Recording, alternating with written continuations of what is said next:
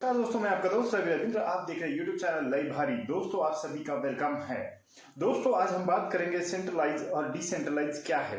दोस्तों, मार्केट में कई सारे न्यूज हम डेली न्यूज़पेपर पर, टीवी पर हम पढ़ रहे हैं कि ढिमका कंपनी बंद हो गया, फलाना कंपनी बंद हो गया, ऑनलाइन ऐप बंद हो गया, बहुत सारे लोगों का करोड़ों रुपया डूब गया। लेकिन दोस्तों, आप समझदार बनिए। आप वो प्रोजेक्ट कौन सा है, वो सेंट्रलाइज है, डिसेंट्रलाइज है, उसका जो कॉइन है वो एक्सचेंजर पे है, नहीं है, या फिर उसका खुद का ही एक्सचेंजर है, ब्लॉकचेन कौन सा है, ये सभी स्टडी हमें करना है। सर फोड़ फोड़ के हम आपको यही तो बता रहे हैं कि भाई सेंट्रलाइज प्रोजेक्ट कभी भी बंद हो सकता है। समझ में नहीं आता है, लोग बहुत सारा इन्वेस्टमेंट कर देते हैं, एक ने कर दिया, दूसरे ने कर दिया, पूरा गांव ने कर दिया, लेकिन पता चला वो तो सेंट्रलाइज था, वो तो बंद हो गया। फिर लोग हमें बोलते हैं कि सर ये बंद हो गया, वो बंद हो गया, हमें तो विश्वास ही नहीं। दोस्तों देखिए, ये दुनिया है, मार्केट में ओरिजिनल आता है तो उसका डुप्लीकेट भी आता है। लेकिन आपको ये स्टडी करना है कौन सा ओरिजिनल है, कौन सा डुप्लीकेट है। वो तो दिखता तो सेम ही है, लेकिन अगर आप उसको स्टडी करेंगे वाकई में वो जो कॉइन है वो कौन से एक्सचेंजर पर है, वो अगर डिसेंट्रलाइज बता रहे हैं तो वो वाकई डिसेंट्रलाइज है, कौन से ब्लॉकचेन पे है, या फिर वो सेंट्रलाइज प्रोजेक्ट है। तो ये सब चीजें दोस्तों आप अगर स्टडी करेंगे तो ही आपके समझ में आएगा। मैं बात कर रहा हूँ मेटाफोर्स की। मेटाफोर्स अभी तो स्टार्ट भी नहीं हुआ है, तो बंद होने का सवाल ही नहीं, क्योंकि ये ब्लॉकचेन के ऊपर डिप्लॉयड है, पॉलीगॉन के।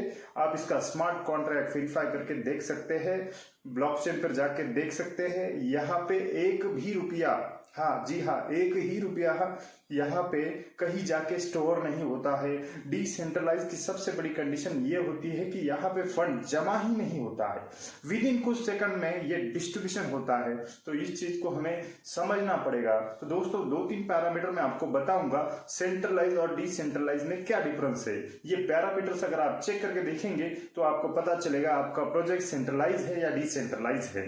दोस्तों देखिए, जब हमारे पास डिसेंट्रल नहीं था तो हम सेंट्रलाइज करते थे, हमारे पास पर्याय नहीं था। लेकिन जैसे कि मोदी जी कहते हैं, जबकि टेक्नोलॉजी अवेलेबल है, अभी हमारे पास डिसेंट्रल प्रोजेक्ट आ गए हैं जो कभी बंद नहीं हो सकते। जब तक दुनिया में इंटरनेट रहेगा ना, तब तक ये प्रोजेक्ट चलेगा।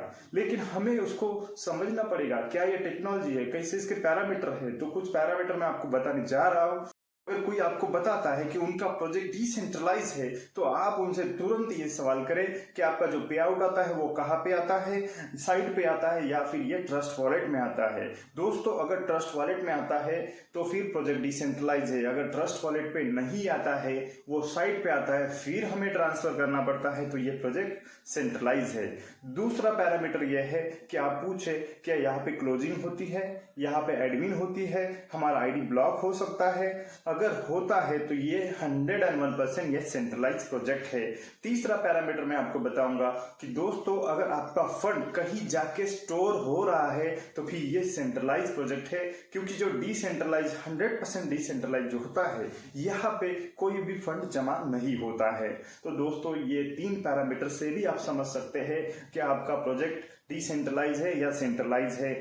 चौथा एक पैरामीटर मैं आपको बताना चाहूंगा, उनका स्मार्ट कॉन्ट्रैक्ट लेके आपको उसको देखना है ये वेरीफाई है या नहीं है, या फिर ये स्मार्ट कॉन्ट्रैक्ट के ऊपर कुछ फंड जमा है।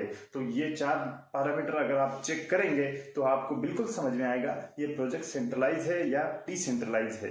बहुत सारे लोगों ने मुझे पेपर कटिंग भेजा कि सर देखिए फलाना ये बंद हो गया, इतना करोड़ का घोटाला हो गया। लेकिन दोस्तों, आपका पैसा है, हम जब भी किसी को प्लान देते हैं तो हम खुद कहते हैं आप गूगल पे जाके सर्च करो मेटावर्स क्या है, ब्लॉकचेन टेक्नोलॉजी क्या है, डिसेंट्रलाइज क्या है, स्मार्ट कॉन्ट्रैक्ट क्या है, ये स्टडी करें और बाद में ही कोई प्रोजेक्ट को आप स्टार्ट करें। दोस्तों मेटाफोर्स जैसा प्रोजेक्ट पूरे मार्केट में नहीं है। ये 100% डिसेंट्रलाइज है, यहाँ पे कोई फंड जमा नहीं होता है, पे आउट इंस्टेंट होता है, सीधा ट्रस्ट वॉलेट में आता है, वहां से कोई कंडीशन नहीं है, और आपका आईडी भी यहाँ पे ब्लॉक नहीं होता है, क्यों, तो यहाँ पे एडमिन भी नहीं है।